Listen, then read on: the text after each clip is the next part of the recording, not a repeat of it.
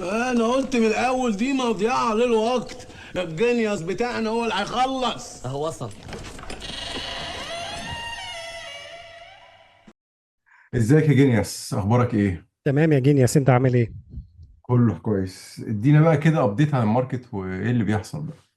اديك ابديت عن الماركت، حاضر. بص، احنا طبعا شفنا حركة حلوة جدا على البيتكوين، وصل تقريبا لحد 95,000، وبعد كده حصل ريجكشن وابتدى ينزل. بس اللي انا شايفه حاليا ان البيتكوين عامل رينج في المنطقة دي. انا عندي ريزيستنس مهمة جدا عند 96,200.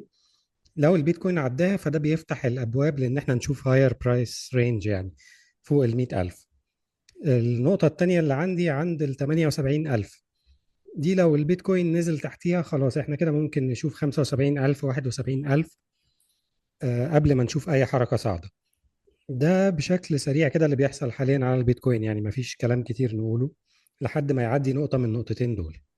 طيب، وانت حاسس بقى باللي هيحصل يوم 7 ده، ان ترامب هيتكلم على على الاحتياطي اللي المفروض هيتعمل على البيتكوين؟ فانت شايف ده ممكن يبقى ايفنت باي رومر وسيل ذا نيوز، ولا هيبقى سيلينج ايفنت، ولا هيبقى فيه صعود؟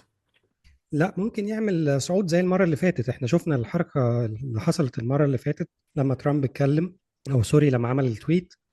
شفنا حركة صعود كويسة طبعا. جات ريجكتد يعني. بس انا ممكن اشوف نفس السيناريو ده بيتكرر تاني.